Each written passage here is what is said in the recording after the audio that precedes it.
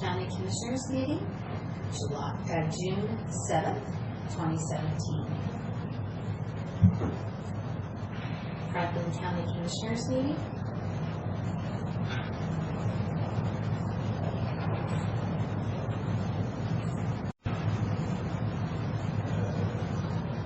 Franklin County Commissioners meeting,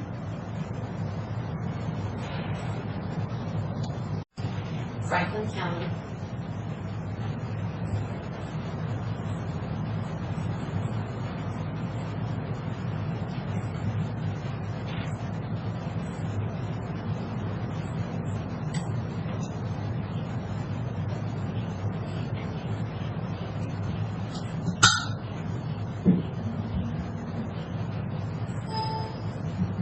a bunch of stuff on the grass in the last week. So hopefully you find it and bring it.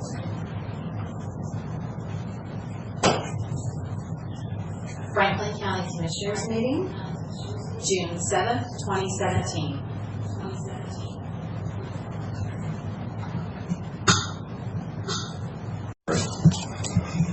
It is 9 o'clock, and we are here for our Wednesday, June 7th, regular Franklin County Commissioner Board meeting. We have a full complement of commissioners, Mr. Johnson and Karen Milham. So we have an audience. So with that, would you join me in the Pledge of Allegiance?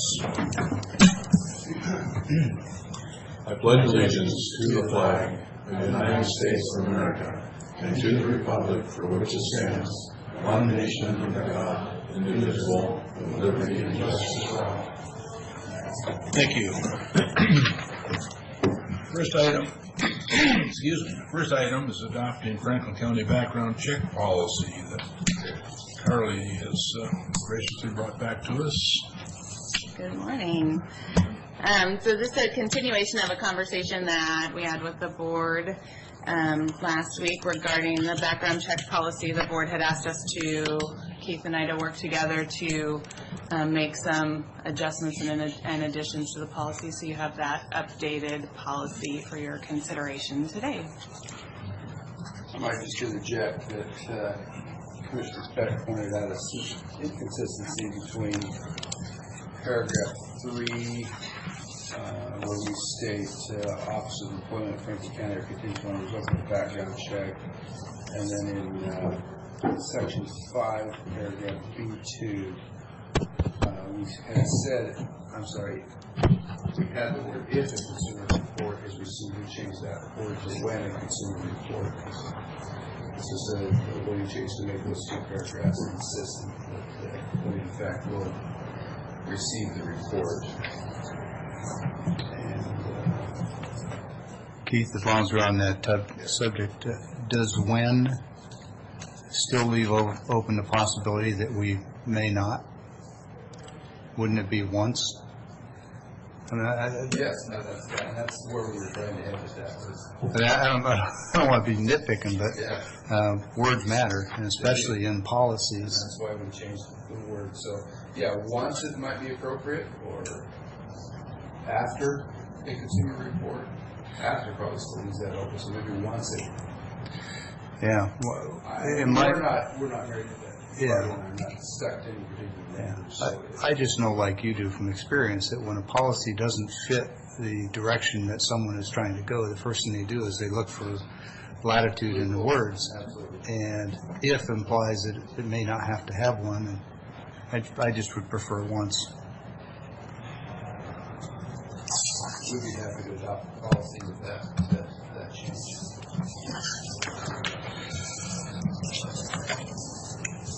That said, I would entertain a motion. And Mr. Chairman, I have some other discussion on this topic, if we may. Keith, I don't have the email in front of me. I sent you that, and there was one other thing, wasn't there? Yes, there was.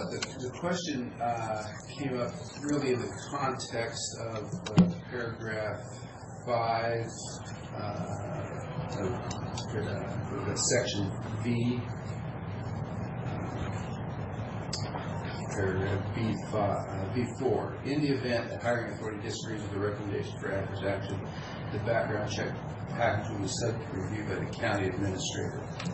The question really is, what happens at that point? Does the county administrator, presumably in discussion with the county board of commissioners, have the authority to require a hiring authority, being typically another elected official, to take some form of adverse action? And in our research of the statutes and case law around employment claims, it seems clear to us that the Board of Commissioners, through the county administrator, cannot compel, for example, the auditor or the clerk or another elected official to take action regarding who they hire and who they don't hire. We don't have that legal authority. So let me, There are ways to kind of address that. Obviously, the court of public opinion by making it known that, say, one of the elected officials wanted to hire somebody with a criminal record, or there are ways to administer that through fiscal policy by maybe not funding that position in the next budget cycle. But there's clearly a legal authority for elected officials to hire and terminate who they decide they would like to have in their office. And the background behind that is obviously to avoid political favoritism from one elected official to another, to avoid punishing fellow. so let me add some context to why I have a concern. After the Dennis Houston affair and the research and investigations that were completed, it became clear to me, and I think to any other rational person, that at least a majority of the Board of Commissioners at the time that gentleman was hired knew of his history. And they allowed the hire anyway. And I am not looking to discredit other independent electeds, but in my mind, the care of the county's liabilities and fiscal health sits right here. It doesn't sit with the elected in some other department. And so should we find ourselves in a position again where someone knows of a history like Mr. Houston's and they think it's a good idea to hire him, I would like us to have some other avenue. And just to be clear, what I think I'm hearing you say is there are other avenues. They involve defunding the position or some other circuitous route, in that the law doesn't give us the authority to negate the decision of another independent elected. That's correct. Okay. Well, then, as long as we've got that aired out and we've got it on the record, I don't see a way to change it. Just because I don't like it doesn't mean that it isn't the law. I concur with you. Okay?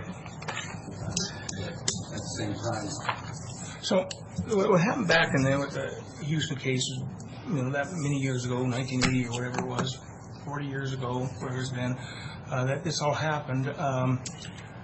My understanding is the officials out planning, and those guys are the ones that hired this man, and really the commissioners did not even know. Maybe one did, but the ones I talked to did not know even of this guy's background. well, whether they knew or didn't, let us presume they did know. In that particular situation, because the planning department reports through the administrator to the board would have had authority to say, we're not going to hire this individual. Right. But presuming that came through another elected official's office, sheriff, treasurer, the auditor, and they said, well, I see that they've got this record, but I think they have, for whatever, Right. paid their debt, or it's not a big deal, or it's unrelated to their current position, I'm going to hire them anyway. From a political or even a public policy standpoint, that may not be a good idea. But from a legal standpoint, the board would not have been able to say, you cannot hire that person. So who is the hiring authority for a position in Public Works? That authority is somewhat delegated to the Public Works Director, but the Public Works Director reports to the board, so ultimately it's the board. So then in paragraph section 5, B4, in the event a hiring authority, in that case it would be the board, disagrees, then the background check package will be subject to review by the county administrator.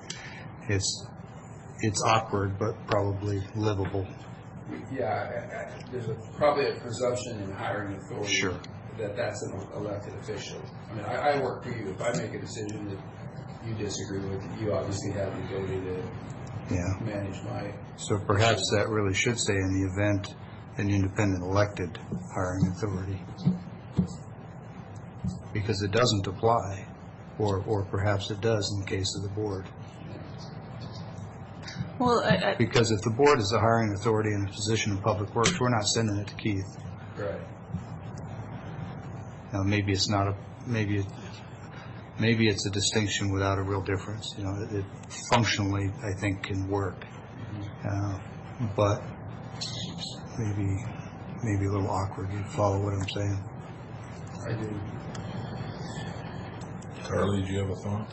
well, the day-to-day hiring authority for the Public Works Department, for example, has been designated to the Public Works Director. I would think so in that case. If I were to recommend adverse action to Mr. Mahoney would then take that to the county administrator. So that piece tracks from that standpoint. Yeah, if in fact the board is the hiring authority, if that's been delegated in writing, that makes him the hiring authority, right? That's how I would see it as a practical matter for day-to-day operations. Okay, well, I'm not going to get hung up on this one because I think ultimately rational people can agree that Mr. Mahoney and anyone in that position is probably not going to run upstream against the county administrator and the board of commissioners, at least not for long. So, well, I mean, that's just the reality of the world. Yeah. So let's not, I won't get hung up on the language there. And the other one, I think whatever basis there is in law that allows those independent electeds to make a decision in the face of objection from the board is a policy that needs review, but this isn't the place to do that, so. Okay? So then 5B,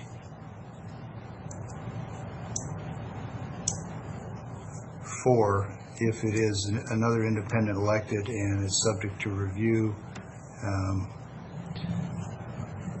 Carly, I would just ask, what does subject to review mean? As we were talking through that, from a practical standpoint, if there is a disagreement, all of the associated information with that individual would be reviewed by the county administrator, and then he would take whatever appropriate action he deems appropriate to address. I would say it basically requires me to be, or my position to be notified at which time. Well, and that's where I'm getting is I don't think it does. It's subject to, if we flag it and you ask, then it could be subject to a review. If it in fact said that the background check package shall be reviewed by, then we have a requirement that ensures that it does come to you. If it's simply subject to, there's no guarantee that it is. So the background check will be reviewed by the county administrator. I have no problem requiring that. Well, tell you what, background check package shall be reviewed by would satisfy my concern, Mr. Chairman. That's the only comments I have. Can we incorporate that into and then go ahead and sign the resolution today? Make the motion as amended or as discussed. We'll be happy to make those changes.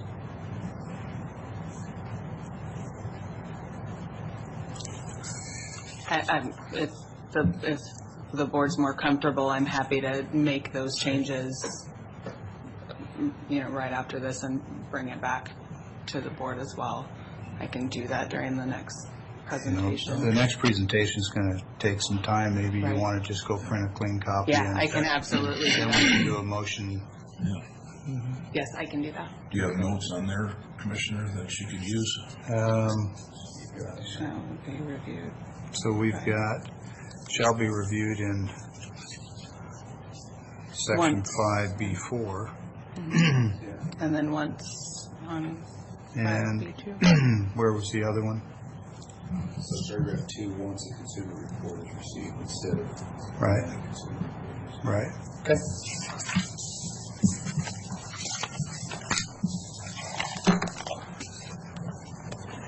Oh, here's the clip for that, Carla. All right, thanks, sir. Thank you. All right. With that, Lauren, we have subdivision 2017-02 to discuss.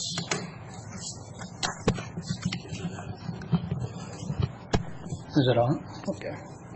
You ready? Please.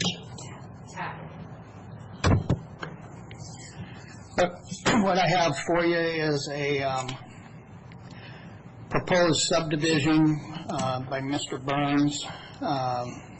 He got an application submitted and reviewed by the Planning Commission to subdivide approximately 39 acres into 55 residential lots. This area is currently zoned rural suburban RS20, and the Planning Commission, after holding a hearing on May 1st and taking public comment and considering those comments, made a recommendation for the County Commissioners to approve the Burns subdivision project 2017-02 with their 6 findings of facts and 6 conditions of approval. In general, this plat is proposed as a 3-phased plat. Phase 1 will consist of the lots along, I think it's Jaylene Way, and on this first cul-de-sac here, and that'll be phase 1. So it'll be proposed and developed in 3 phases and recorded and come before the board in 3 different parts. Part 2 would be the center part on this internal loop road, and a continuation of the proposed Ricky Court Road, which is going to end up being renamed, but hasn't been renamed yet to avoid conflicts for addressing. So what are you presenting today for consideration for So, approval? The whole project or just a phase? The whole project. Okay. To be approved, but it'll be, it includes a provision to be submitted and approved in 3 different phases as they complete it, staged project. Yeah. But it's approval of the entire project. I guess what I'm saying is it'll involve, part of approving it is approving it to be done in 3 stages. And then I recall somewhere in the package, Lauren, and unfortunately, when I saved and forwarded the PDF to myself with all of my notes on it, the saved copy didn't bring all the notes and comments. It just brought the blank one. It's not the first time that I've used that process, but it is the first time that it dumped all the notes. So I'll do my best to keep up as we go through. But somewhere in this package there is a requirement to have this development done in a year by 2018. Do you recall if that's a health department or a city of Pasco or where that comes from? no, I don't. Okay, all right. Well, as we go through, I'll keep my eye out for it. Okay. Because you're talking about doing this in phases. It doesn't sound like it's going to be done in 2018. Usually what on plats, when you approve a subdivision, usually they're grandfathered for 5 years. 5 years on the Yeah. plat itself, but Yeah. and that was one of the notes I had is the 5-year plat versus this 2018 date, which we don't need to waste time looking for it now. I'll try Yeah. and catch it as we go through. So in paraphrasing, I guess, the conditions of approval are from Public Works to meet the requirements, Public Works Department, of course, for public roads, and then they have 3 notes to go on the face of the plat, and that's related to street width, pavement width, new approaches to each lot, and regarded to landowners to be responsible for maintenance of drainage ditches and swells, because this project is proposed to maintain stormwater on site, which is kind of a standard deal. And then no lots will have direct access to Kohler Road. And then the standard notes about utilities being underground. And Lauren, the Permanent reason control. for no access onto Kohler is because of its minor status? I think what it is that it's actually my understanding is it's a resolution or policy that's been adopted by the county for Kohler Road, which, as you can see here, there are some lots here that front Kohler Road, but I believe these are the only ones. And then the county evidently come up with a policy for the future to try and limit access to these, I guess you call it minor collectors or major collectors. So how confident are we in that analysis? Because it becomes very pertinent when there is the risk of someone alleging down the road that we violated our own policy by allowing some that front and others that don't. That's correct. That was an issue that was presented to the Planning Commission by some of the landowners on the east side of Kohler. Planning Commission listened to that, and once again, even if these lots along Kohler were to face or have a driveway off of Kohler,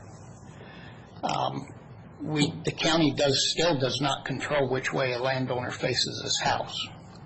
That's a different issue. Which is a different issue. But in the issue, that was really the issue was raised by the landowners because they didn't want, I guess, it's starting to be common practice for people putting walls. I understand, but that's not the issue I'm asking about. What I'm asking about is the policy. Is there, in fact, a Franklin County policy? Because I don't believe there is. Yeah. I certainly haven't been able to find it. Yeah. And if there's not such a policy and you've got someone objecting to this and they're wanting some of the houses to face for SEPA reasons, then the risk I see is that it presents an open door for a challenge to the SEPA because we're making a decision for no access onto Kohler for the basis of a policy that I don't believe exists. So then the underlying premise for doing it is invalidated, and then when you put that up against a SEPA complaint that, in my mind, may have some merit, you got yourself in a pickle. I agree.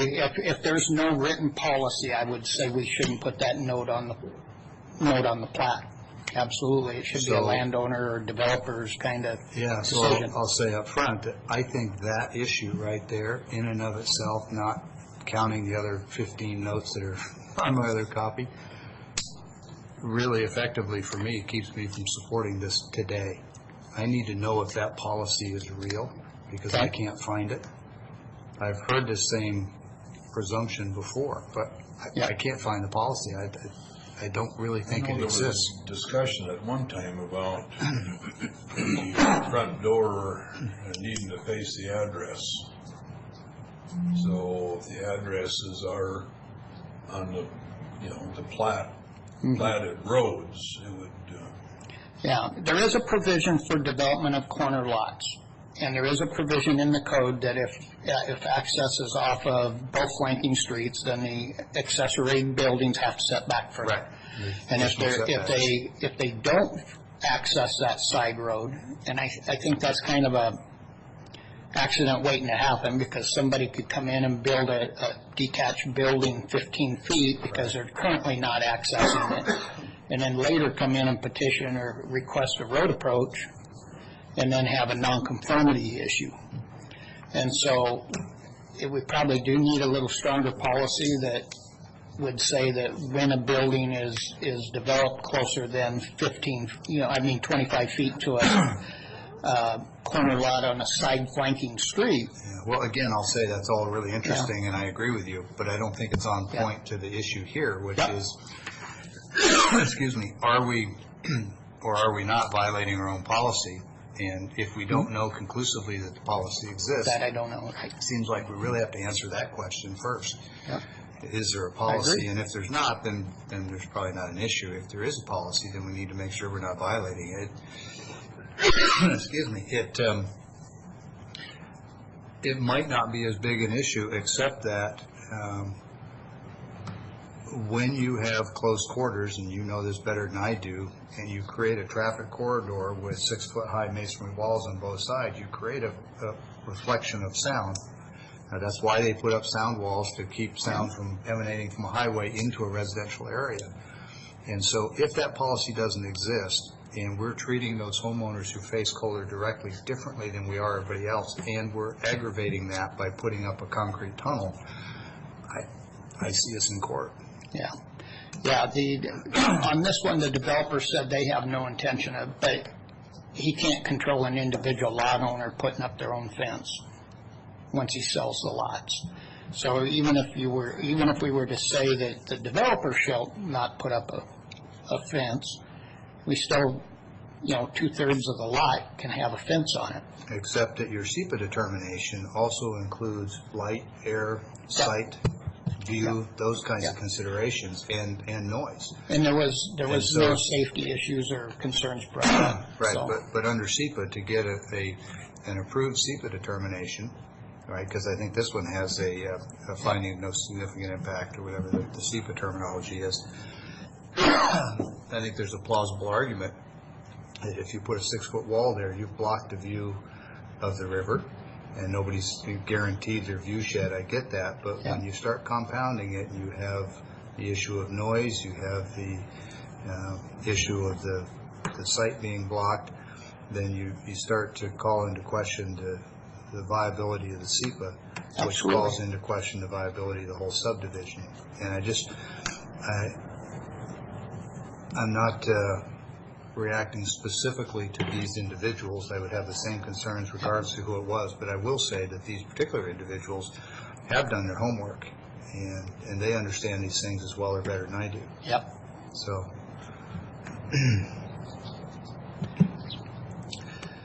I suspect the board would like you to go ahead and go through the rest of things. I'll defer to them, but that's a sticking point for me, just to be honest up front.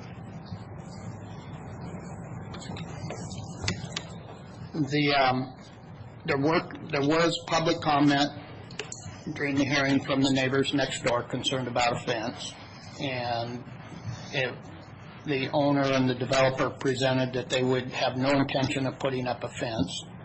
However, like I said, that needs to be said that that's not saying that individual landowners or lot owners in the future can't put up a 6-foot solid fence on approximately everything but 25 feet of the front of each of those lots. Yeah. And So it had the effect of a fence. Yeah, we required a masonry fence on the, was it Archer 2 or 3, which is directly across Kohler to the east. We required a fence on that one, right? That's what I'm understanding. Okay. That's not being required on this one. And if it's put in, it'll be a owner-developer deal on his own, and of course, according to county code, but... In your professional opinion, since you've been doing this longer than I've been a county commissioner, a lot longer, let me just ask, do you think that having required a wall on the previous development, that it would present legal challenges for us to require that there not be a wall on this development? Once again, not knowing the rationale For the first for one? the first one, it's hard to comment on that. Yeah, that's I can understand it from a planning and a public concern if it's going to be a more major arterial street for noise or whatever the rationale may have been. But as you get into these more residential neighborhood street areas, then it, the question comes down to if it's not like a gated community or some sort of designed to be a protected community type of thing, what's the purpose, I guess, at that point? Sure. Okay, that's fair. And it could be that the owners, if the county required it, yes, that's something that needs to be looked into. Well, That's the reason why. there's a concern too that was brought forward that the clear space between the street and the rock wall, for instance, is full of weeds and not been taken care of, so it's an eyesore. So who takes care of that? There? I'm hearing a lot about that in the last couple of weeks on other projects. It is a major concern of the public out there, not just here, but everywhere in the unincorporated county that's developed. I seem to recall that in the approval of that last one that the obligation was to the developers to do basic improvements along that stretch. I forget the extent of those. And I also note in this package that the comments from the city said that the development standards should, didn't say shall, should be to the City of Pasco UGA standards, which would then require curb, sidewalk, gutter, and lighting. Is that correct? Okay. Yeah, to my knowledge, the Back county to my earlier hasn't. point on the HR package, a single word can make a huge difference. In this case, the difference between should and shall is millions of dollars. Yep. Yeah, I think the county and as we move forward, the county needs to have some meetings on that and discuss what are our standards going to be in these urban growth areas for small lot subdivisions. We don't have the county has yet to adopt specific policies that are beyond, its normal rural policies. A package is vested at the point that a qualifying application has been received and fees have been paid, right? For what? For vesting? Yes, for this application, yes. Okay, well, not this application, any application. Any application that's Vesting paid is vested. And we don't take money until it's a complete application. That's correct. Okay, so once we accept somebody's fees, their package is vested and they get to develop under the rules that were in place at that time. I think we should have the discussion you just described before we accept any more money. So then we would That's be. my opinion. Yeah. Then the board would need to think about, a temporary moratorium or something like that Well, officially. I don't know that that's the case. We're pretty quick, Yep. aren't we? So anyway, okay.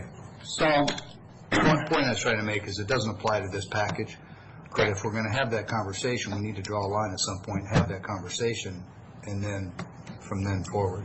yeah. Basically, as proposed, I asked guys overlay it with the shoreline and critical areas, because that was one thing that I was concerned about with some of these smaller lots right on the river. It appears that they're going to have ample room to develop along that. It will require them to document that the letter of map revision from the FEMA for the flood zone. I noticed a plat to the north of this had a county reviewed and approved change to the flood zone to add a specific elevation to it. And if that is able to transpire and get documented for this plat, if the developer can do that, or if it applies to this, then there's definitely room for each of the lots along the river to be buildable on these smaller ones on the cul-de-sacs. Well, that land is not in a FEMA flood zone now, is it? Yeah. Because That's As interesting. met, that doesn't I mean was that, going to say, because I don't believe Clover Island is, by comparison. let me see here, if I can turn it on. All right, well, listen, I don't want to hold things up. If it's okay, we'll just keep going. I'll deal with that question later. You see, so it's not gonna that's change. where the mapped FEMA line runs on these, on screen there on the map. So they will have to address, and we will have to document a letter of map revision. So the yellow is the Appropriate FEMA plan. line, No, it's the purple? the blue line I'll add here in a second. Really? Yeah. And it goes up through there. So each of the subdivisions have been documented as with letter of map revisions, near as I can Okay, tell. we can come So- back to it, but in the Yeah. research that we've done with the congressional now law, Yep. trying to recover shorelands from the Corps of Engineers, one of the items that was noted in that package was that the Clover Island is not in a FEMA flood zone, and if this is, then Clover Island is going to be pretty well under. I think it's just the applicant documenting for the file that where that line is. I think there's been an acceptance of an elevation line along the river. All right. And so we Thank just, you. we just need to document it as part of the approval. So short of that, the roads will be built to public works standards for rural roads. If they want on-site parking on the street, they got to go to 36 feet. If not, they'll be the standard 28 feet. I saw the comments, I forget who it was from, with the 36-foot. Was that from the city or from Public Works? Public Works. Okay. Matt, that 36-foot, it clearly says to have on-street parking, all streets have to be 36. Is that the intent, or is it streets that allow on-street parking have to be 36?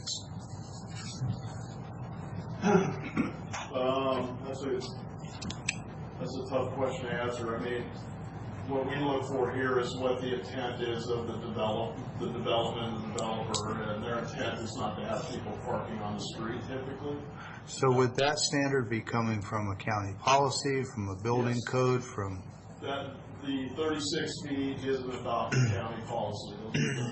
Those are the minimum design standards for parking on both sides. So what it equates to is 8-foot parking and 2 8-foot parking and 2 10-foot lanes. Right. And do you recall if the policy actually says all streets or just streets that will have parking? Maybe you could check that for me. It really depends on the development, and in this case, we were told that they do not plan on parking in past restrictive covenants, that they made that pretty clear on what kind of parking was allowed and for how long on the roads, and so they've used the 28-foot standard.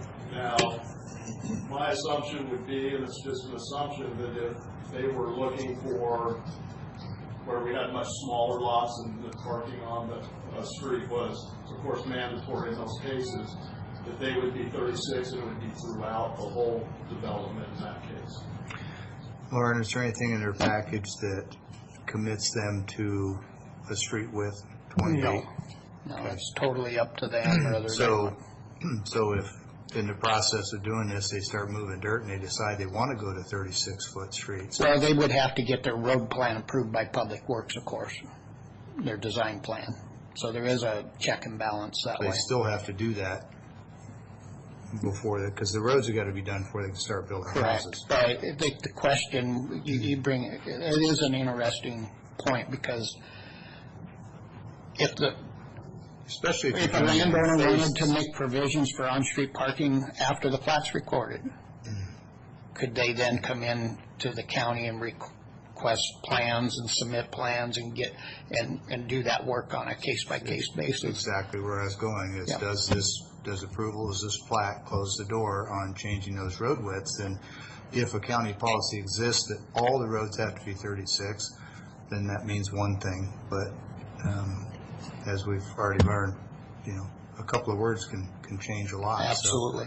So Matt, maybe you could just verify it for me, please. Yeah, and I can answer that question. What we provide them is the minimum. The minimum is 28 foot, so they do have the ability, if on-street parking is what they want to go, They can do that. then they can do that. And certainly we look for, and when they record their restrictive covenants, we maintain copies of that so that we're utilizing that as part of our review process of their licenses and their plans that they submit. Okay, so it doesn't sound like that question has to get in the way of this plat. When they do come in, if they do come in and say they want to do 36-foot streets, but they only want to do them on Phase 1 and Phase 2 and 3 closer to the river, they don't want on-street parking. You're shaking your head no, but you've already told me you're not sure what the policy says, so I please. wouldn't pass it. Well, but if we pass this plat, they could do that, Well, because you just said that 28's the minimum, right? And there's nothing in there that precludes 36. And the question I'm asking is, if they come in and they want to do 36, what is our standing? And the answer sounds like it's not the building code, it's our own policy. And we need to know if the policy says that if you do 36 foot, that all of them have to be. That was the From a original planning question. standpoint, not, wanting to tread on public works, but generally from a planning standpoint, you look at it as you don't necessarily want piecemeal streets. I understand, Lauren, but my job is to put myself in the Yeah. shoes of the developer Yeah. and the shoes of the citizens at the same time, and to weigh those two. And what I see is a scenario where a developer comes in, we approve a plat that says minimum 28 foot, has language in there that says if you're going to do on-street parking, all of them have to be 36 feet. And if I'm a developer, I might decide that, you know what, these over here are not going to sell for as much money, but these over here will sell for more if I don't have on-street parking, I give it more of an upscale, and I build houses that are 50% more expensive because they're close to the river. I very well might want to have two different standards for parking. And all I'm asking is, and I don't need the answer today because I think I heard you say that it doesn't hold up this plat approval, so we can move on. Yeah. But before we get to the point of developers building roads, we should know what our own policy says. And I'm admitting that I don't know that it says all, but I've seen that enough times now that I'm questioning, does it say all, and if it does, should it? So we can take that up later. Yeah. Unless you know the answer now, I don't. No, I mean, it's really a tough question, Commissioner Peck, because different roads may operate differently even within a subdivision. You could have subdivision roads that may be serving as more of a collector in some cases. Right. And some that really are just a local access, where they may want some roads with no on-street parking, which may be the collector type roads, and then the ones that are really providing the direct access to the lots as allowing parking. And so Exactly the point I'm making is that there is a logical argument for having different parking standards within one subdivision, and we've got a package that says it's all or nothing. Either all your streets are 36 and you have on-street parking, or they're all not. And what the package says is it's minimum 28. So it creates a question for the future that, we need to answer probably before we approve this plat. But technically, we could approve the plat without knowing the answer. I just don't want to do that. So. Yeah. It makes sense that it would be segments or, Well, this is a smaller development, but imagine the next one that's coming down the road, which is on the south side of Burns, is much, much bigger. And look at the developments along Sanderford, where there's a lot of on-street parking, but not all of them. Yeah. Good Well, it's point. stated in the conditions of approval that on-street parking is not permitted within this subdivision unless all roads are constructed to a minimum paved width of 36. It's exactly my point. Yeah. It's exactly my point. We have put a condition of approval on a developer saying, you can't do Either or. 28 here and 36 there. Right. And my question is, by what authority are we telling them that? And the answer I'm hearing is our policy, except that I don't know the policy well enough to answer that. and Matt's going to check for us and see, but That, our policy when as it pertains to roads is design guidelines, road design guidelines, and what we apply. and I'm sorry, Matt, those come from where? The board adopted those, I believe, back in 2006. And their route is probably where? Washington Their DOT route is or? the AASHTO. Okay, Design all right. manual, which we refer to as the Bible for road design. Great. I'm willing to bet you lunch that AASHTO does not say that all of your streets in a subdivision have to be the same width. I'll buy you a big lunch if you're right. No, you're absolutely right, because they understand in there that it needs to be, you need to use good engineering judgment, and you need to use the experience that you gain from living Right. in your community and working in your community. So either our policy has intentionally made a change to AASHTO, or our policy doesn't say what this says. Yep. But let's find out. Yeah, I don't want to waste I any more I can time. certainly talk to you about that. I just need you to check the policy and see if it says all. No, it does not. Oh, It's sorry, I thought that's where we started. No, Okay. it's in this specific comments for this subdivision where it says all. It's Okay. not in and that's based on our working directly with the developer and of course his engineering firm on how the flow and what their desire is for this specific subdivision.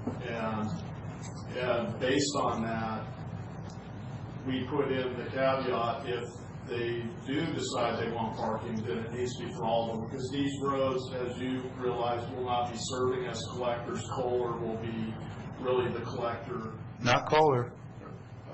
They're not allowing any access onto Kohler. It's all going to get funneled to Burns. All of it will flow to Kohler. There are two access points out of this. Is it going to come up off of Jaylene, or where's the access get them to Kohler? Jaylene, there are two interior roads, and then even if as they tie up and they head north, those all come out to Kohler Road as well. Oh, okay. So they do let out onto Jaylene? Correct. Okay. I don't, Yeah, right We here. have one at Jaylene and two on Kohler. 2 and here, and here. Except these will have individual access to Jaylene. Wow. Okay, I'm going to stop talking for a while because I distinctly remember somewhere in this package that there was no direct access onto Kohler. Not to Kohler. These Wasn't are that still what on Commissioner Jaylene. Cook just said? No, I said on Jaylene there'll be It's direct not a access. direct out of each parcel, it's a collector road on the Kohler. I understand. Nobody, this Stop right there, prohibits, right there. yeah, it A little lower. prohibits access. Stop your dot and move right there. This What is road that? What is that? Does that go on to what? comes down and back out. Well, what about the other end of it? Where does that empty onto? Kohler Road right here, Okay. and then back around to Kohler Road right Okay. here. Didn't I just hear somebody say there's no direct access onto Kohler? That's correct. None of these, and the individual lots. The lot. The individual lots. Lots are not Okay. direct access. Driveway out. You can't have a driveway, so they're All gonna, right. Got it. Thanks.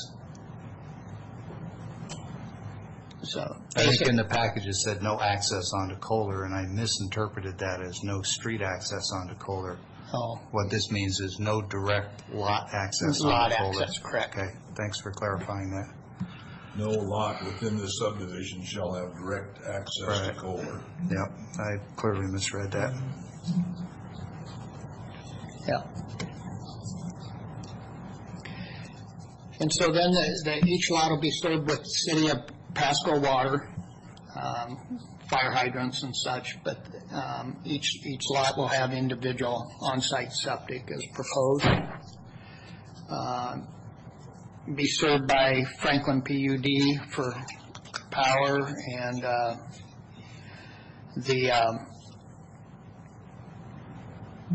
it is within the, I think it's got a private irrigation may be available in the area.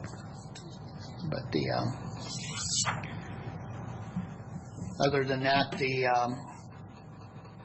standard conditions and notes about lot development, 15% sloped areas for, foundations and building construction, and notes, the standard notes, and then a notice for those lots along the river that they may, depending on where they choose to build, be subject to shoreline permitting.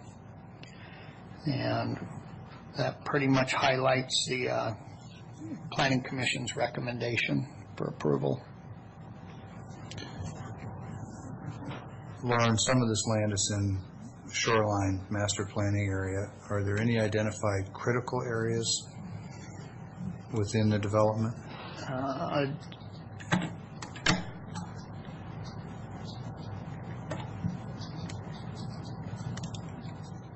Just the floodplain. There's a little bit of the corner here of the purple. Okay. Here and up here along the very edge, but Okay, so the blue is the floodplain. What was the purple? the purple shoreline. Okay. And then this is habitat, which we don't allow them to necessarily, if it'll only come into play if they wanted to build an independent access down to the river on each lot.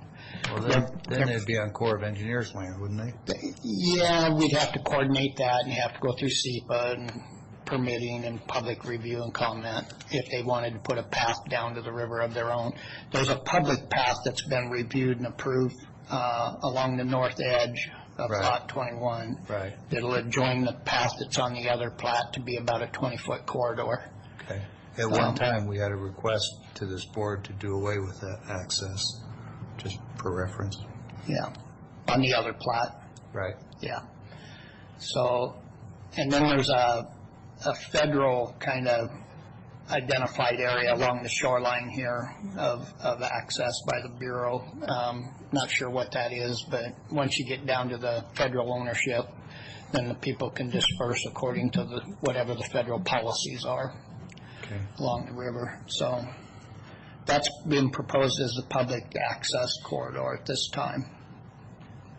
The existing building will have to go through a demo permit and be removed, of course, as part of the process. And in the southwest corner of the park property, as part of the development phase of it. So that'll is proposed to occur before, as soon as they kind of get plat approval. They'll demo that.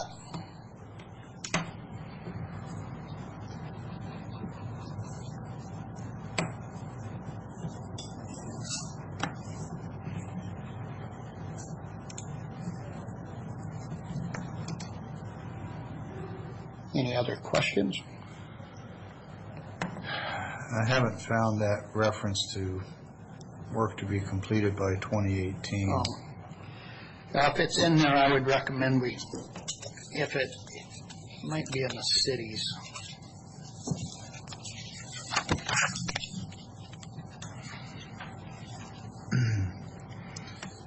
The intent would be if it was county imposed, it's 5 years. Well, that's on the plat. Yeah. This was a different requirement.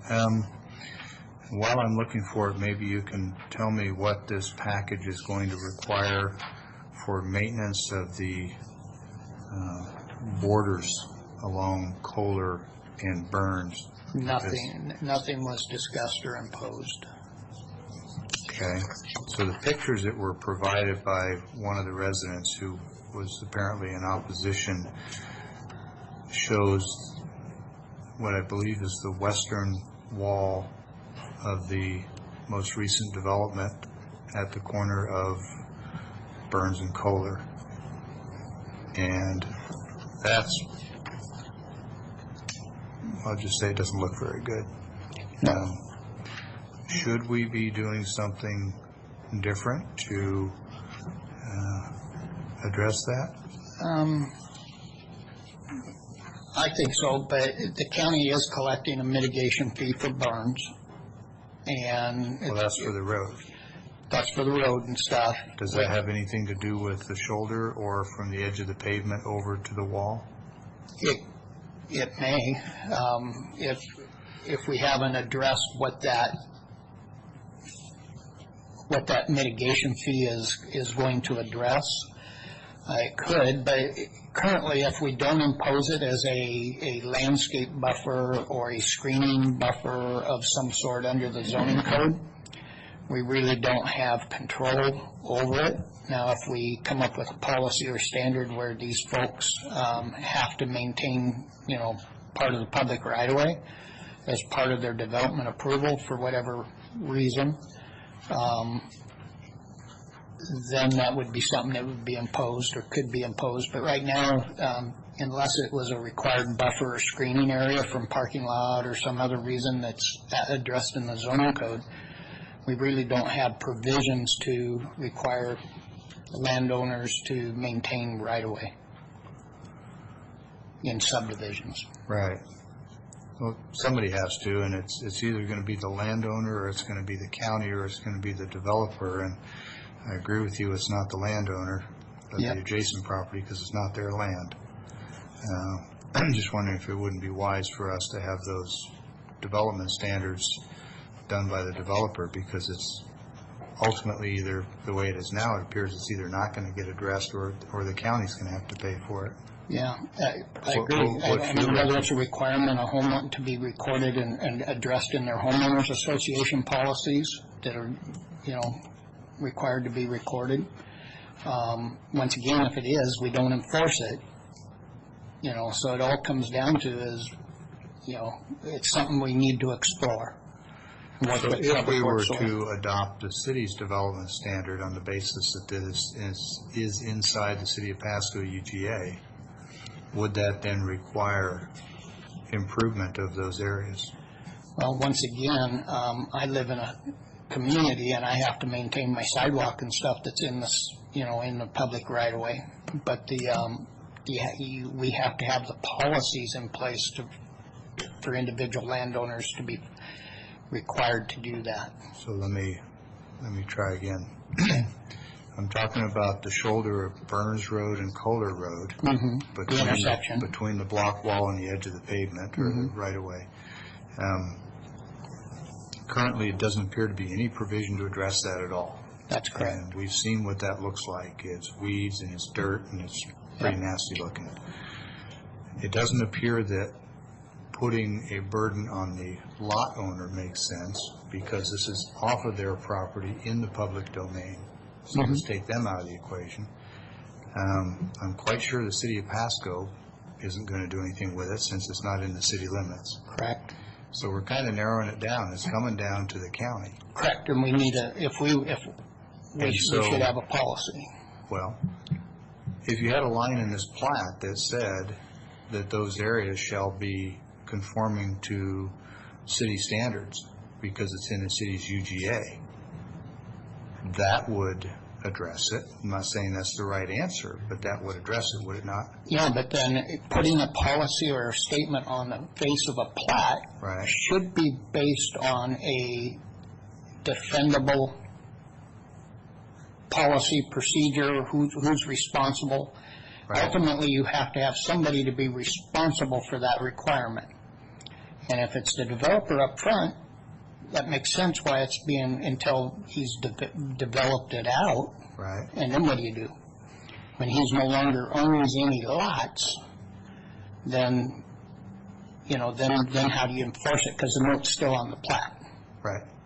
Well, that it shall be installed. It doesn't necessarily have to be maintenance in perpetuity. Okay, but presumably you could also, since the city is requesting in writing that the development standards along that edge be to city standards, could we not have an agreement with the city saying that we would do that if once completed the city would accept responsibility for their maintenance? Because clearly that's a future annexation area. It's inside the city's UGA.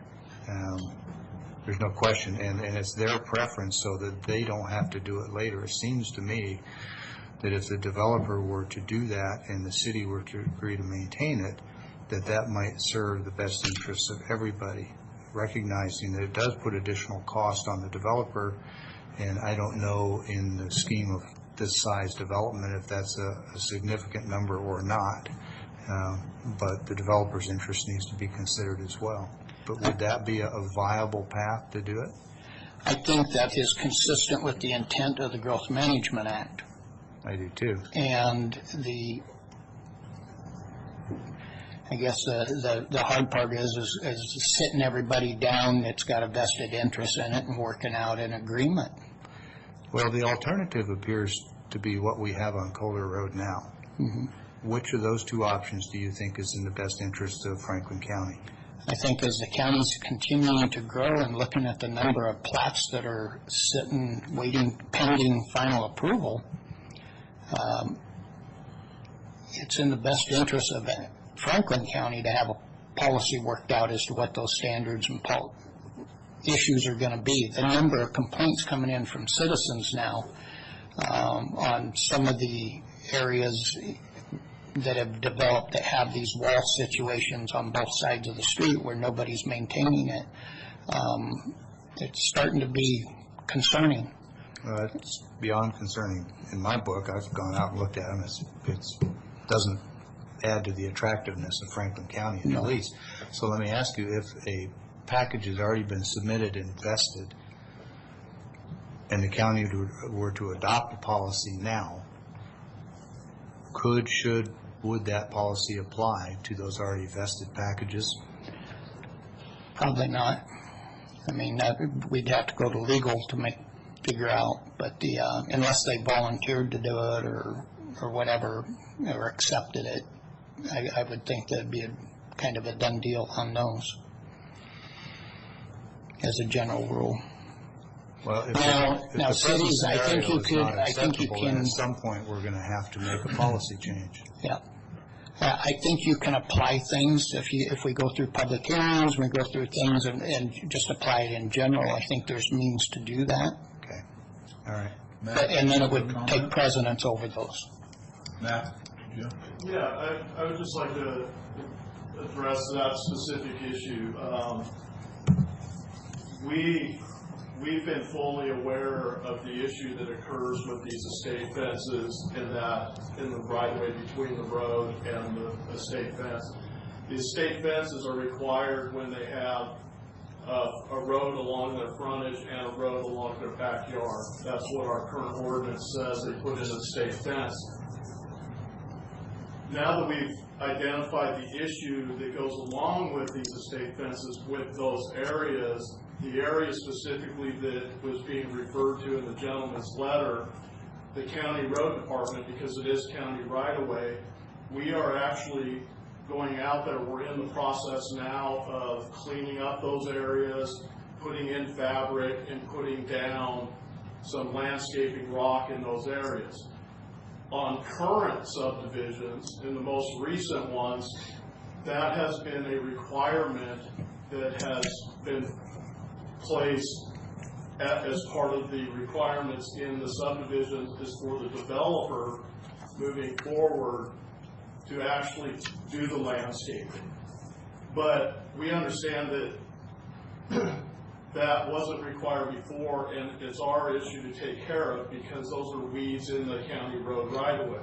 So we are taking care of all of those issues right now. So Matt, do you recall a particular development where the developer was responsible for those areas outside the estate wall? Yes, Mr. Greeno's previous one, we had asked that be in there, and I'd asked that it be in that same comment. Would that be Archer 1? Yes. Okay. And I've requested, and what we found is that used to be a comment directly from the building and planning department.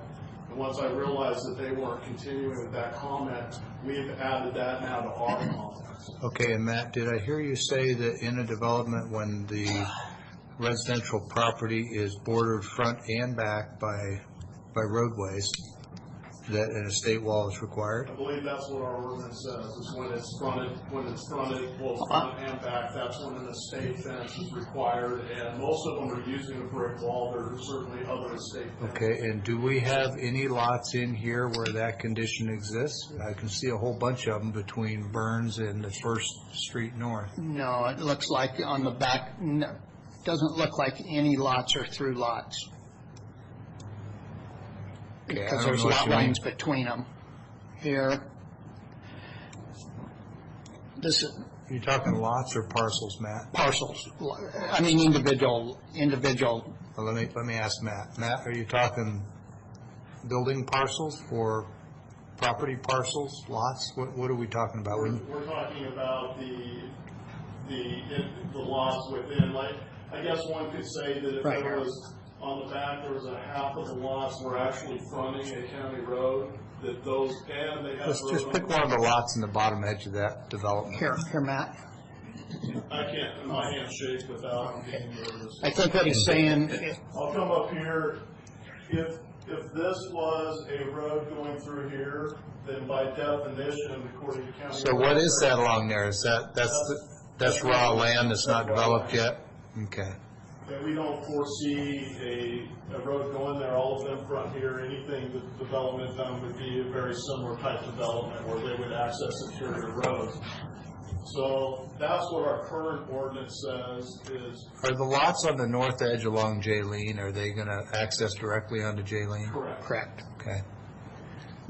So, So we don't have any where there's a street on both sides? You have a side, but that's not what our ordinance says. That's why there's not a state fence required that I'm aware of on Cole. Well, let me rephrase. We don't have any lots in this development. Lauren, if you go back to the one we're looking at, we don't have any lots in this development where there's a public roadway in front and behind. no. Okay. Now, when this next phase to the south gets done, because we know that's coming, there's probably going to be a street through there, is there? If they were to put a street right here, Yeah. then these lots would But require, they'll probably put a row of houses, presumably. Okay, all right, thank you, that was helpful. But I do want to assure the board that we are taking care of the current issue that is out there.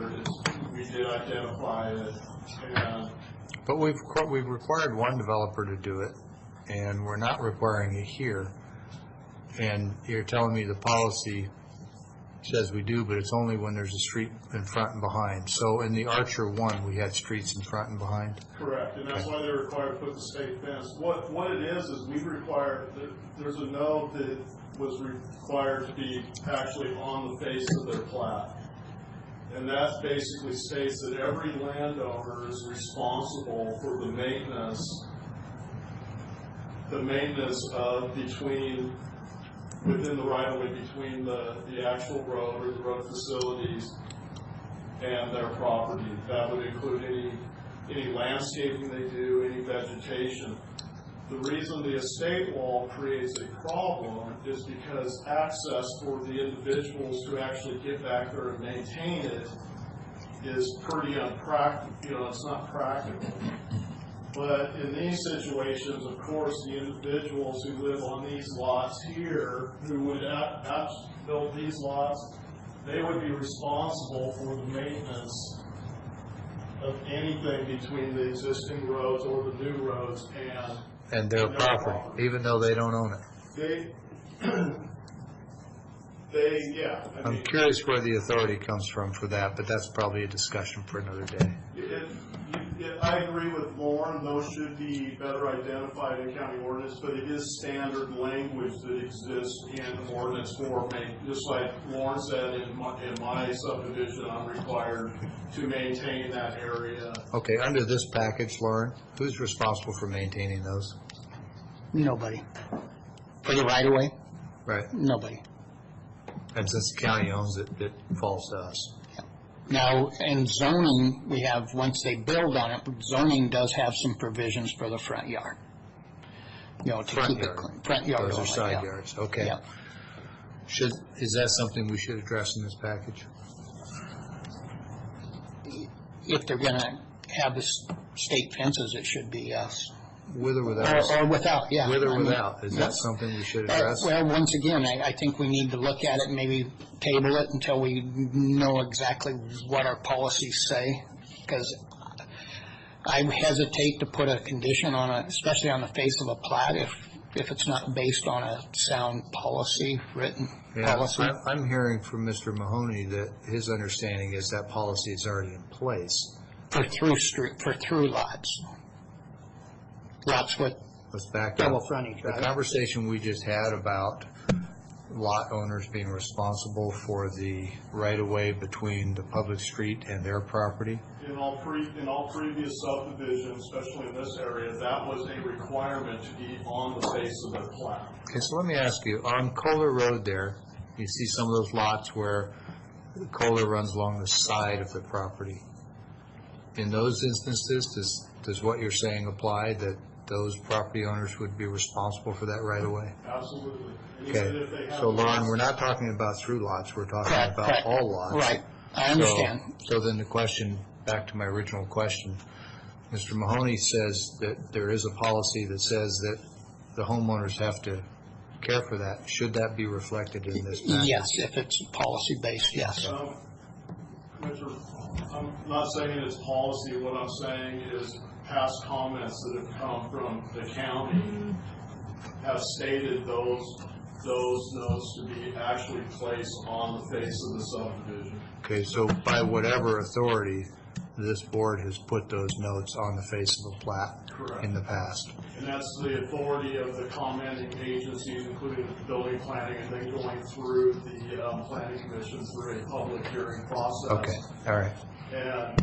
And like I said, for those comments typically in the past have come from planning and building. Once we realized that those comments were no longer being included, we are now including those comments as part of our package to ensure that they get on there. So this, quite honestly, was one that it was in the transition, they got through the transition period.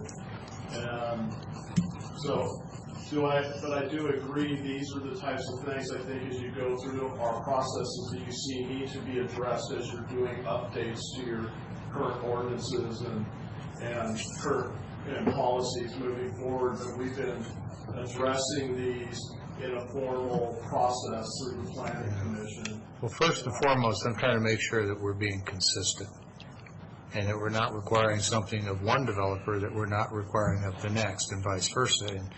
And you've just said multiple times that we have required that right-of-way maintenance to be done by those adjacent landowners, and we put that on the plat, and we're not doing that here. And so I'm looking for consistency and making sure that we're following the law and following our own policies. And That's a comment that's not just on subdivisions out here, that's on every subdivision, that's on even short plats that occur in the okay, all right. urbanized areas as well. I'm just trying to be legal and consistent, and I feel like we've got a little polishing to do on this one to meet those two standards.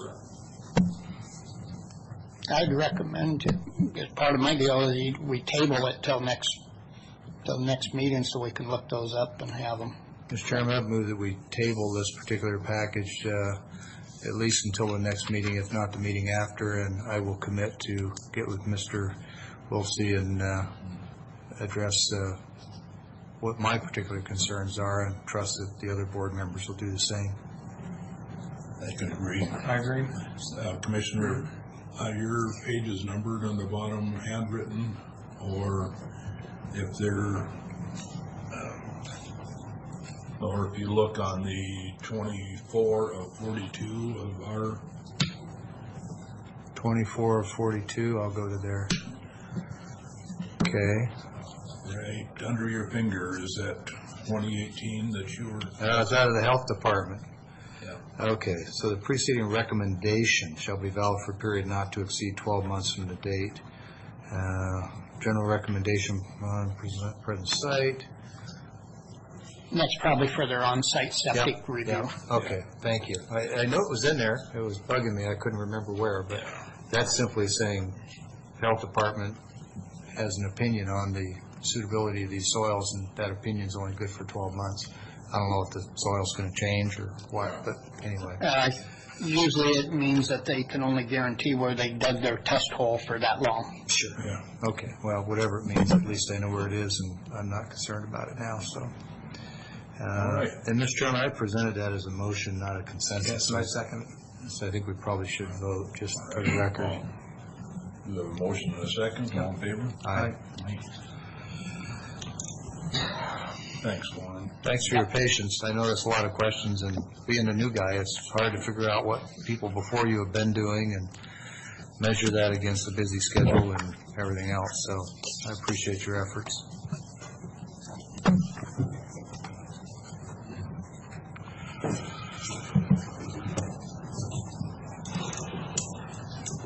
Okay. Carly brought forward a edited version. And, Mr. Chairman, I have before me resolution number 2017-148 entitled Before the Board of County Commissioners Adopting Franklin County Background Check Policy. Move for approval as presented. Second. All in favor? Aye. Aye. Thanks, Carly, for doing that.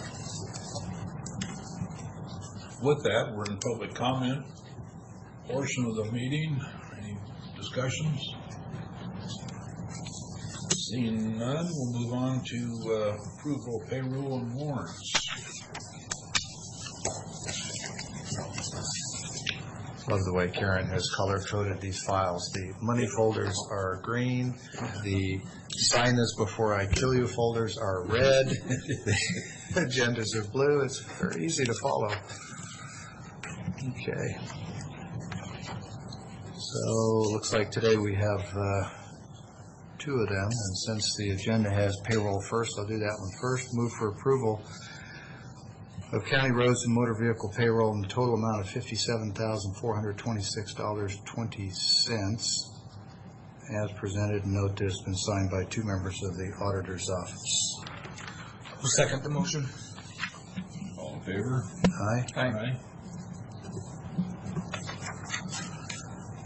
And, Mr. Chairman, move for approval of fund expenditures in the total amount of $607,292.89. And also note for the record, it's been reviewed and signed off by two members of the auditor's office and also by county administrator. Second. All in favor? Aye. Carries us on to the consent agenda.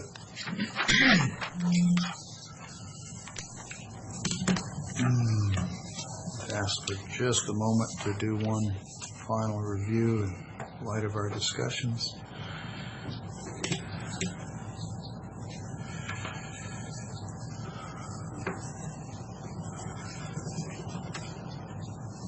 I don't see Mr. Sant in the audience.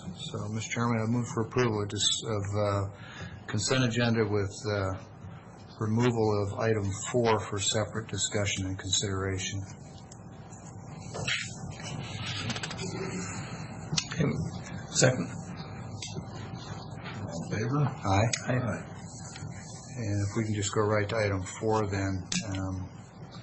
I spoke with Mr. Sant yesterday, most recently, and mentioned or noted that I didn't see any PA review notation on the contract, and I didn't see all of what at least I consider to be the fundamental necessities of a contract for me to sign.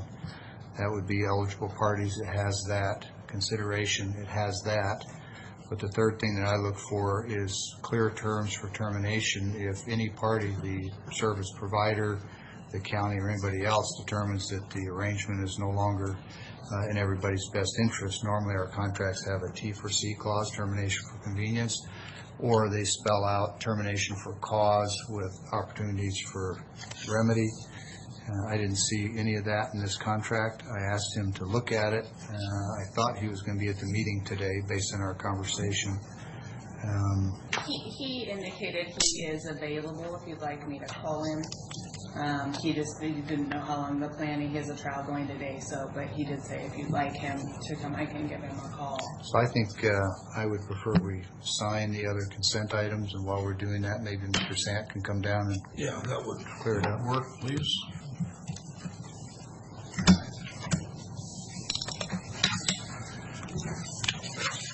Have a motion that we approve the motion. I think we We think- need a vote. Oh, okay, sorry. All in favor? Aye. Aye. That was my bad. I went on to item 4 before we voted.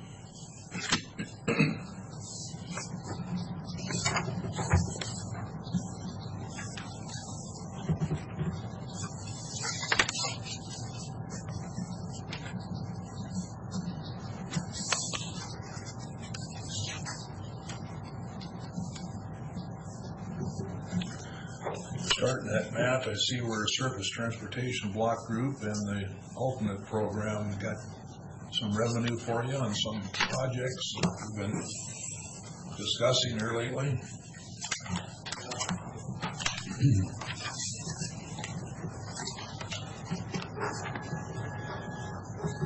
More pointedly, got some money for Taylor Flats Bridge. And Axel Clotis reconstruction and then Basin City alternative transportation. That was up. And we're happy to be able to move forward with those. We're looking at having construction obligated for Taylor Flats and Basin City by the August deadline for our region. And also, I went out to Lynn Road the other day and it had been Monday afternoon. I stopped out there and they were setting the first east side tube. So. And also let them know we did have our first on-site meeting with the FEMA representatives. They started their tours of all of our roads and all of the damage yesterday, and then they'll complete that on the 12th. And they'll go back out again. So, really good meeting with them. So we're looking forward to continuing working with them and trying to see what we can do to get the most relief we can for the repairs and all of them.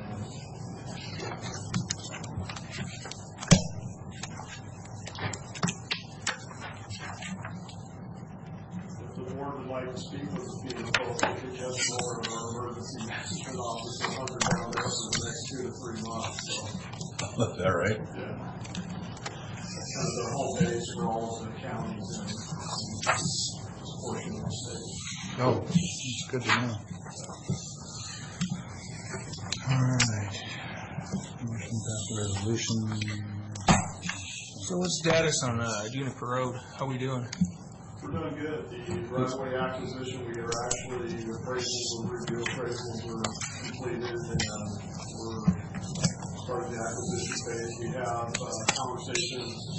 coordination going on with the pipeline company for, of course, what is necessary for the pipeline in that area, as well as the Bureau of Land Management. The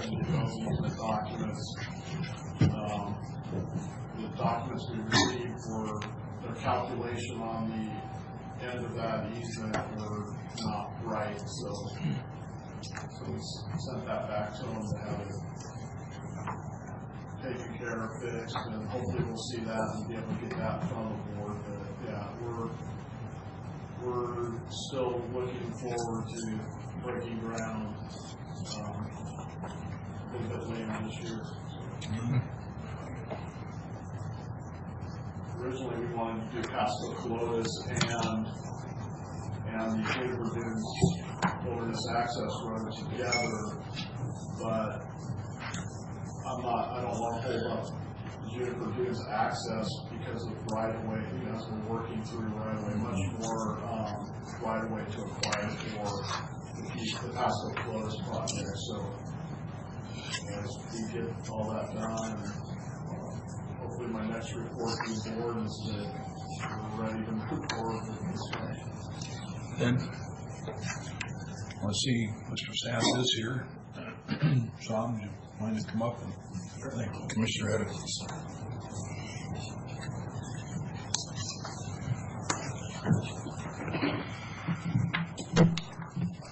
So just looking at this contract with the Wesley Group, and I don't know if it's just become the norm. I'm of the opinion that it's county policy that the board doesn't approve contracts that haven't gone through a review in the PA's office. Normally that's indicated by a signature somewhere on the package. I did note after we called you here on the package under recommendation, it says that the parties listed above recommend approval of the revised contract, and it's got your name listed on there, so presumably you've already approved this. I didn't recognize that because I didn't see a signature on the contract as is the norm, or at least on our resolutions. But my real concern, and the one that I'm hoping you can alleviate for me, is the language in Article 7, which talks about the breaching of terms and conditions, and that's normally where I'd expect to see termination language, where if the county determined we no longer needed these services, that we could opt out, or at least opt out with some notice, 30 days or whatever. So the contract is outside the norm to what I'm accustomed to seeing, and I'm curious if the board is aware that there's no termination language in this contract, and if that causes concern for anybody but me. There are some counties, I'll note, that have taken a different approach to handling these matters, and I don't want to handcuff Franklin County if we should decide to follow Lincoln County's lead or some other county that does these negotiations in the open before the public. And I guess specifically to that question, how the contract would be performed, that's something that is open for interpretation. As far as if you look in the services provided, the contractor serves as the principal spokesperson for the county, so essentially that would carry out the county's directives, and if there's, I guess, a disagreement there, parties could choose to part ways. If I recognize that also most of our contracts do have some kind of language specifically that indicates either party can opt out. I remember part of the first one I can recall seeing in 9 years that doesn't. Yeah, and I know there was some specific discussion, and that might have been specifically of reverting back to an hourly fee basis contract. This is, as you recognize, the purpose of doing this contract in this way is essentially if we have items that come up in labor for arbitrations, mediations that might extend beyond hourly, this actually gives the county some benefit of knowing this is a fixed cost, regardless of how many hours some of those other activities may take. And I remember specifically when the first contract came around, there was a question of we weren't really allowed to go from the full services contract back to hourly, and I believe that he allowed that deviation to have occurred, and now we're essentially going back to a full services. And so I don't know. If I could, I want to comment on that, because I get what you're saying, which is this is sort of a full meal deal package where I'm going to provide all these services for you. Right. And some months it's going to be really light, and sometimes it's going to be really heavy, but it's worth it to me in the aggregate over the long term, because I know that for this period of 18 or 24 months, I'm going to get this much money. Yeah. The concern I have about the absence of a termination clause is that if at some point the county decides that we want to address these in a different manner, let's say we want to do our negotiations with the unions in public, as another county has done, and the individual who is listed in this contract as the principal spokesperson for the county and all these bargaining things, are we breaching our contract by changing that or changing the process by which we, I don't want to say prosecute, but negotiate these deals? Because if we are making a principal change to our practice, it seems like he might have a claim, and you're the lawyer, you tell me, that we somehow breached his contract and we now owe him the full value for the 18 or 24 months because we're the ones that have changed the landscape. Well, essentially, that is not a contractual term. I mean, that's not a specific term. Essentially, That's my concern. Yeah. Do you see a scenario where we could be in that position if we make a radical change to how we prosecute these and he doesn't care to do it that way as our principal spokesperson? The way I've interpreted this is that he is contracting to essentially serve as the county's agent under the direction of the county. And there's an understanding there that obviously the county may choose similar with legal services. The board may give certain direction. We might weigh a legal opinion, and if the board wants to go a particular route, we follow that direction after giving our guidance, because that's not our job. Our role is to basically advise the board. So similarly, let me add that in a previous public meeting in this room, Mr. Wesley said, "I won't do that kind of negotiating." And I think the potential for us to move in that direction is real. There's at least one, if not two or three commissioners up here that are willing to entertain the idea. And so I'm looking forward and saying, if we should head down that path, how does this contract, in your legal judgment, are we at risk of having to pay for the whole contract? Based on how the contract is written right now, if he chose, I guess based on what he has stated in a public meeting, that he doesn't want to go a particular avenue, that wasn't something that was contracted, so it would appear that he would then be potentially in breach of the contract, and then we'd negotiate a departure, which would basically create a severability or... This is my favorite lawyer answer. It depends. Well, of course it depends. But here's the question, perhaps, going back to the board, because I didn't negotiate with Mr. Wesley directly. I don't know if he would have much heartburn in considering the insertion of some language that gives either party, because, as you said, if he's made that statement in public, obviously we don't want to put him in a difficult position. He was sitting right over where Mr. Wiltsey is, and I don't recall exactly, but I think he said, "I won't do that." And so what we might do is, if it doesn't, I don't see it creating a disruption. If we were to continue this matter maybe for 1 week, just to re-engage with Mr. Wesley and say, this is actually a benefit to both parties. If we want you to do something that you're not comfortable with, we don't want to put you in that situation. Let's go ahead and insert a 30-day out. Yeah, there ought to be a mutual no harm, no foul. Yeah, and I mean, sometimes that puts us in a bind too, because if there's other matters that he's assisted on, and we now indicate, hey, we want to get out of the contract, or what we could also do, because the flexibility of it could be that what we would do is, if we were asking of him to do something he didn't feel comfortable with, we could insert also, rather than an absolute severance of the contract, we could simply say, triggering, rather than an actual termination, it would allow the parties to renegotiate the contract. Yeah. So because we might retain him for the myriad of other services, but maybe public negotiations would not be something he would want to participate in. And I want to be clear. I don't have an issue with Mr. Wesley. I hear his performance has been great. But if we were to move in this direction in the next quarter, there's potentially $75,000 of taxpayer money that I could envision us having to pay out because we've somehow, been perceived as having breached the terms.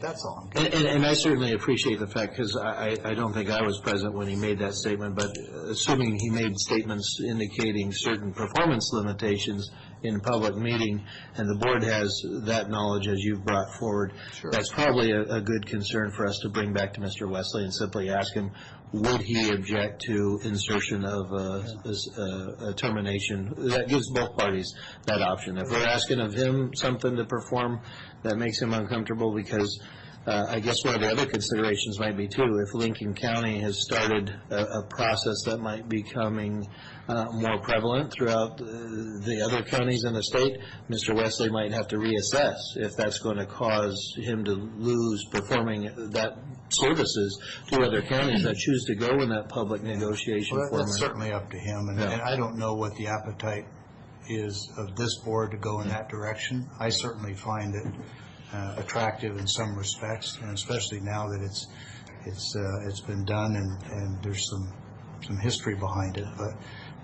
again, I'm just his one sole motivation is to protect the citizens of Franklin County from the possibility of a payout on an allegation of breach. Did you have some input? No, I don't think that it would be a problem to go back to Mr. Wesley to insert some of that language, but I do want to note that the language contained in the contract before you today is the language that has been adopted for our current 17 and 18 contract, as well as the contract that we had for 15 and 16, so it's not something that we've just removed or anything. And if you go back and listen to that meeting, I think you'll hear me saying very much the same thing. So, And I guess it kind of shows the relationship that the parties have, because I think the fact that Mr. Wesley has been open for modifying the contract really shows the relationship. But I agree. I'm not looking for anything strenuous or unfair or anything else. Just an amicable exit for everybody if the county should happen to decide to go in a different direction. That's all I'm asking for. So perhaps if we could, maybe we continue this for 1 week. I think that would be a sufficient amount of time to get, that's a really short contract insertion or modification of that existing. It's one paragraph on 2 pages. It's pretty short. Yeah, we could certainly bring that back to the board for discussion next week. Okay. All right. Thank you. Thank you. So that brings us down to Keith. So you have something for us today? I do have a couple things. Mr. Chairman, thank you. One item for your consideration that we would like the board to take action on today is a request from Department of Public Works relative to an individual, Scott Garber. We're requesting, he's currently being compensated as a grade 17 step 5, and we're requesting that be changed to grade 17 step 7. We recognize challenges that we've had with these one-off adjustments to compensation, but we do think this is a bit of a unique circumstance that needs to be acted upon quickly. Mr. Garber, frankly, is being recruited away from us as a road supervisor. In my conversations with Mr. Mahoney and Carly, and there's some background information that we sent to you about his performance, Mr. Garber's performance. He's been an outstanding road supervisor for us, been instrumental in helping facilitate some needed changes at the Public Works County Roads Department, and we would like to do what we can to retain him as a road supervisor of Franklin County. And so after weighing kind of some of the unique circumstances of the situation, brought this to the board today for your action. It's a fairly small amount from a budgetary standpoint, but something that we believe recognizes the contributions that Mr. Garber has made to the county and is fair and equitable with respect to other employees. And we'd like to have you take action on that today, if you would. And as you know, I've been very much against last-minute proposals, but I do know, I have known Scott for a number of years, and I can support this. So Matt, how many years of experience does he have in this line of work? He's been our supervisor for the last 2, but he's been with the county for 20. Before that is the lead tech, and the lead tech position is a position that really works closely with the supervisor, leads personnel, but also provides the support when the supervisor is gone. He did that for 13 years. So he's got 20 years roughly with the county, and is all of his road work experience with the county, or did he have experience when he came to us? He had the experience when he came to us. So what would you guess his total experience is? 25, 30 years? 30 plus. Okay. All right. And is there demand for people in this kind of work in the industry? I mean, it's hard to find planning directors. Is it hard to find people to do this kind of work with this skill set? Yeah, typically these types of positions are filled within, because Okay. it's hard to find. All right. So, Mr. Chairman, I'd move for approval of the request on the basis that, one, the board has expressed a clear history of not being excited about these one-off changes, but in light of the fact that this individual has, it appears, 30 or more years of valuable experience, has faithfully served the county for 20 or more years, and this is a career field in which there's demand for people with his skill set, and adding further that he has a history of outstanding performance, I think all of those factors together should ease any concern about a one-off change. Move for approval. And I will second that motion. All in favor? Aye. Aye. Thanks, Matt, for bringing that forward. Will that satisfy the position? Hate to go through this and lose them anyway. Next item, Mr. Chairman, is just kind of for your information, I believe all the board members are aware that their Board of Commissioners meeting yesterday in Benton County, the Benton County Board of Commissioners tentatively approved a interlocal agreement and transition document related to the Benton County Emergency Services E911 consolidation. That was kind of the last technical hurdle I believe we have to have all the parties agree to sign the document. So at our meeting next week, we anticipate actually having a contract before you to sign for Franklin County's approval. It has been reviewed and approved in principle by our prosecuting attorney's civil deputy's office.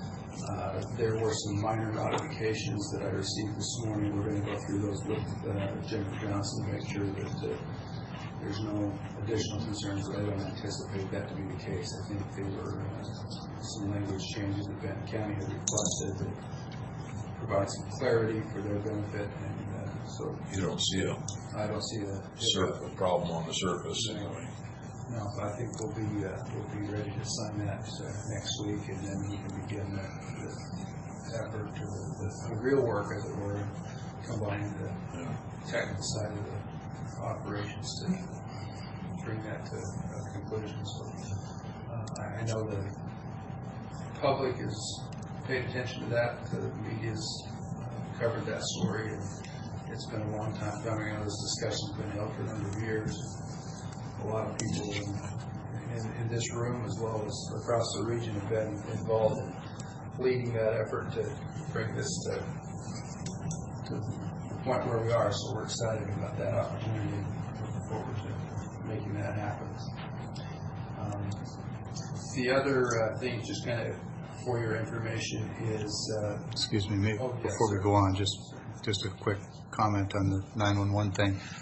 Some of the media reports projected that Benton County had given their approval when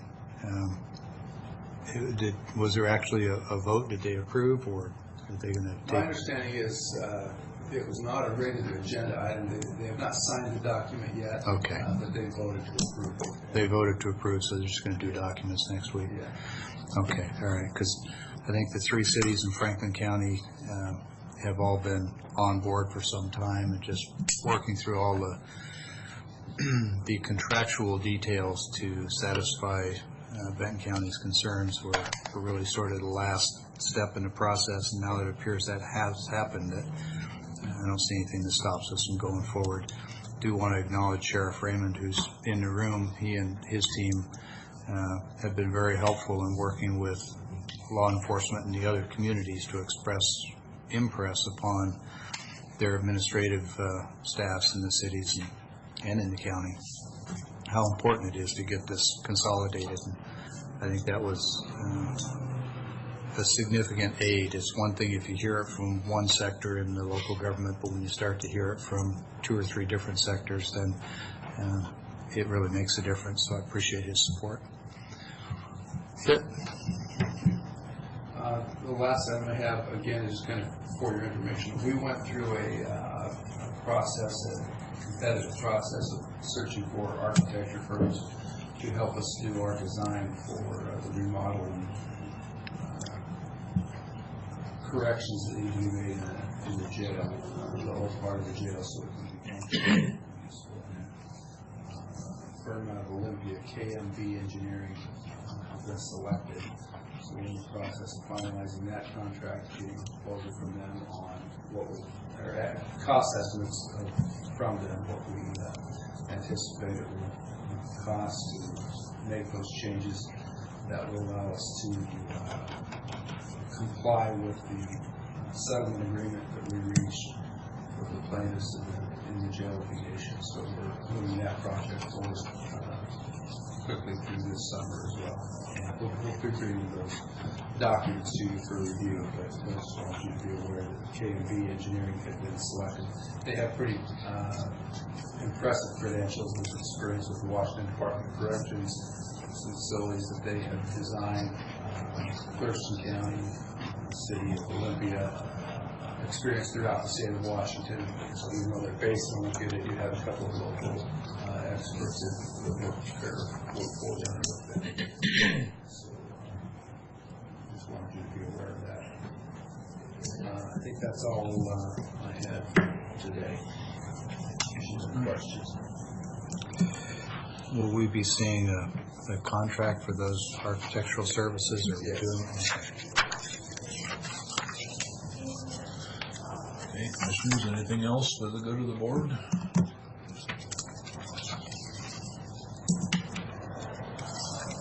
Nothing else today. All right, there's nothing else, Keith? Karen? I will be absent next week for training. Uh-oh, cancel the meeting. Yeah. You're gonna call in though, aren't you? That's right. All right, if there is nothing else for the good of the board, we are adjourned. Thank you.